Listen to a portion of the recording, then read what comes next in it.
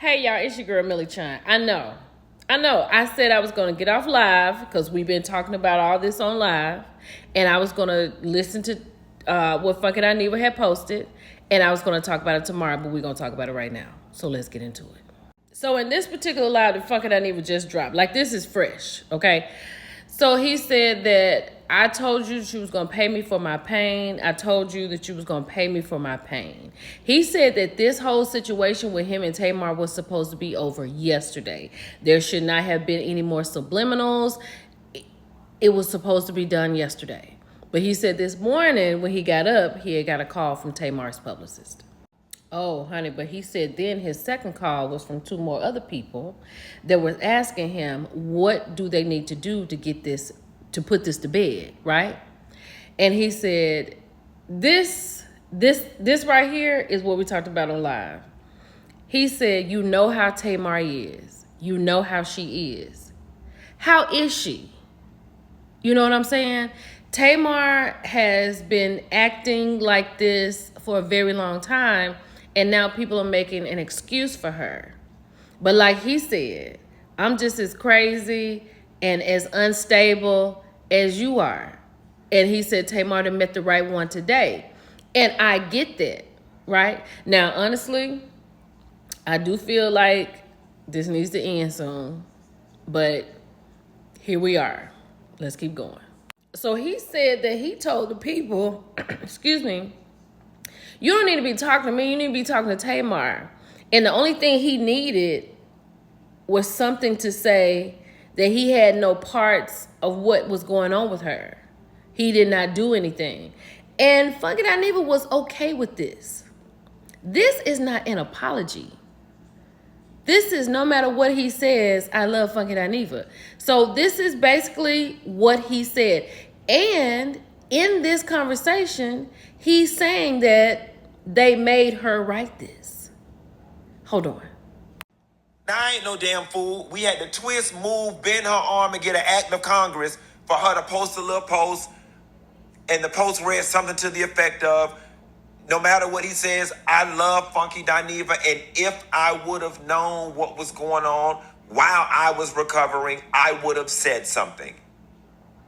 That was enough for me. He said this was okay. He just needed Tamar to say something that will calm the narrative because people were really speaking on him in a very negative way. And he just wanted her to say he had nothing to do with it. And I can understand that. But the next thing I'm going to let y'all listen to him say is talk about how Tamar knew all of this was going on. Because this, I do believe, because we saw all of her postings before we got any of this information. So we know she was on the internet. Internet posting, you're texting me back and forth and texting everybody else. You see this stuff. And I still gave grace. I said, okay, something happened to the girl. She's not doing well. I can weather this storm. I've weathered other storms. And at the very end of the day, to be honest with you, I was down in Miami having a good time. It really was not bothering me to that magnitude. Humans have the attention span of a gnat. It was going to eventually blow over. So then he gets to talking about this post because everybody knows on Instagram when you put something in your stories, it lasts 24 hours. Well, she took this down. Then he said she deleted this, unfollowed him, and blocked him. And he wants to know, what did he do to Tamar? Like, what did he do? We talked about this on live because this is what I could not with. He said she didn't want to write this. Her arm had to be twisted, and they all knew that. So in turn, she did not mean any of this. Because my question was, is Tamar that kind of girl? Because that's kind of messed up. So then he was like, why did she get up with the subliminals, right? It ain't no fun when the rabbit got the pum-pum. B, my voice is my PR stunt. And then he was like, people were saying, Q, she could have been talking about somebody else. And I'm with him. Who else is she into it with? Who is using PR stunt? But this situation with Tamar and Funky Dineva right now. So he feels a certain kind of way. Even after all of this happened and he said all she had to do was say, I love you, Q, and he would have been okay with it. Child, he a better one than me. I agree with this part right here. Tamar, well, he said Tamar is thirsty for attention. Because why would you come to the internet with this? I struggle to write this, but everyone keeps calling me. Well, text them. And then he said, you made this whole thing and you left us no details. Because when people saw this, everybody was like, pray for Tamar. You know what I'm saying? And we literally was sitting by waiting to see what's next. Because what was this? So while he and Tamar was texting back and forth when all of this frenzy was going on, the way I got it is he was talking to her team and he was trying to work it out to where people would not think that he had anything to do with what was going on with her. Like, okay, just say, I love you, Funky Dineva.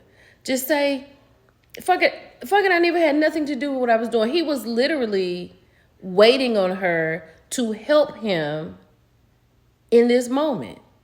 And she didn't. Because she just left him out here for people to make up a narrative about him having something to do with her losing 4 teeth out of her head. So he said at the end of the day, he just wanted it cleared up. And then they could have gone back to dinner or whatever, slapping 5 or whatever. Ain't no way. Not with the way people were discussing him. You know, content creators get scrutiny all the time, but that kind of scrutiny, like, you're going to have to say something.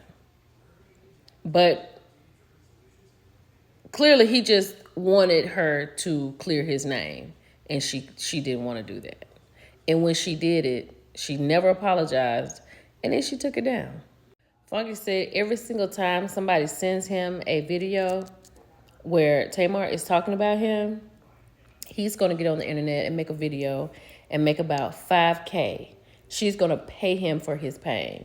Because he was like, what did I do to you? Between yesterday and today, what did I do to you to make you block and unfollow me? Like, what did he do?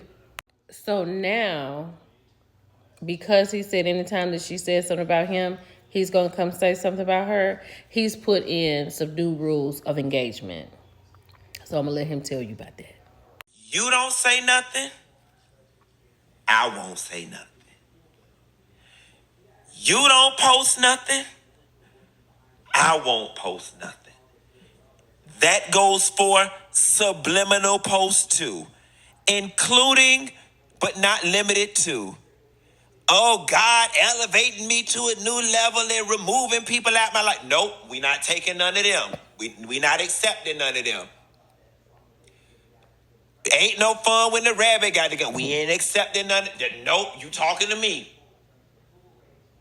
The only thing acceptable in your post is good night, album coming soon. Anything your ass posts that can remotely be interpreted as pointing at me or involving this situation, I'm going to get on this internet and make another $5,000 off your ass. So I saw this afterwards, right? So this is what Tamar had said under the post on the Shade Room. She said, all these pleases, and then she said, leave me alone. I don't follow you, sub you, engage with you. I'm a snag-a-tooth Muppet, tired A music. I'm a liar, and you were never my friend. Joke's on me. I did what you threatened me to do. And genuinely, had I not been in the hospital, I would have been in my right mind. But all of this, still, you're right, I'm wrong. But please, please, please, please, please, please, please, please, leave me alone. So hopefully, they can leave each other alone. And there were people in the comments saying, at Tamar Braxton, you did that man wrong. Didn't realize you were that kind. She says, I was in the hospital on heavy meds, not in my right mind, trying to get better. Throw stones at me, I deserve it. As of right now, they're on an even playing field. But we'll see who the baddest one is that hits somebody's hands next. Bye, y'all.